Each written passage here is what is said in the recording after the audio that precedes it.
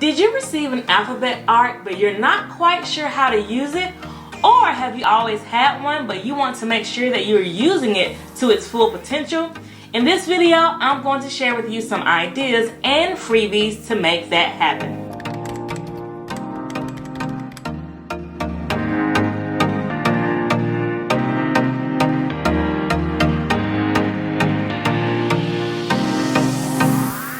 I'm Angela Griffith, and I help teachers create positive learning experiences for the students in their classroom.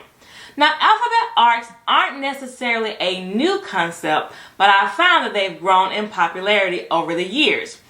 Early on, I didn't always understand what the hype was about, but as I've learned more, I have come to love them, and I use them with my beginning learners a lot.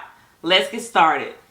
The purpose of an alphabet art is to help students gain speed, accuracy, and automaticity in letter recognition. But there's so much more that you can do with it. To get started, all you need is a letter arc and some letters. Simple, right? I begin with capital letters because most of the students coming in do not know those letters, and that's kind of where I begin our intervention. So I keep it simple, and students will match capital to capital letters or lowercase letters to the lowercase arc. When students do this, it is just simple visual discrimination, but it's a good place to start.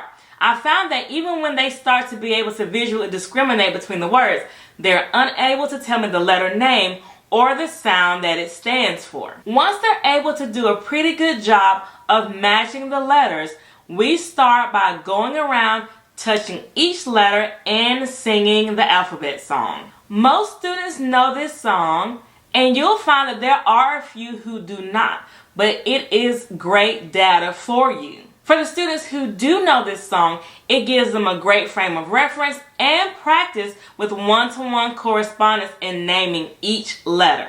Because what I hate the most is that middle part, that elemental P. So we spend a lot of time there.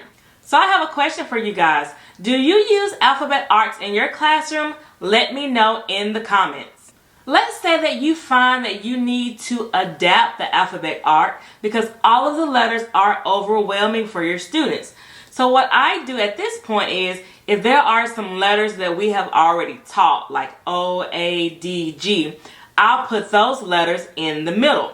So then students will pick one letter, say its name, and then match it to the letter on the arc.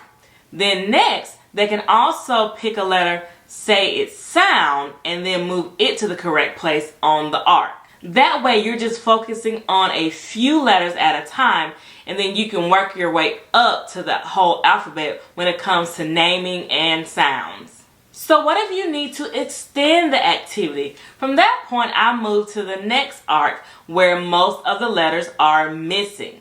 Their eyes definitely gets wide when that happens, but it gives you some great data points, and you can find out what their deficits are when it comes to letter naming and letter sounds. When they get more comfortable with that, then we start to match capital letters to the lowercase arc and lowercase letters to the capital arc.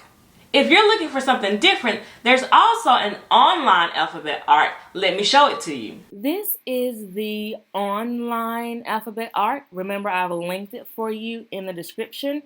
But students can easily move letters with the click of their mouse, move them to the correct space. You also have the option to change to lowercase letters. You can make the vowels red. Just click Apply Changes, and there you go. And you can also reset it whenever you need to. So this is an option if you want students to work on this on a tablet or on a computer. If you don't have access to any alphabet arts, don't forget to grab your free file in the description. All you have to do is print them off, glue them in a file folder, add some letters, and you are ready to go. I've also linked the online version as well. See you guys in the next video.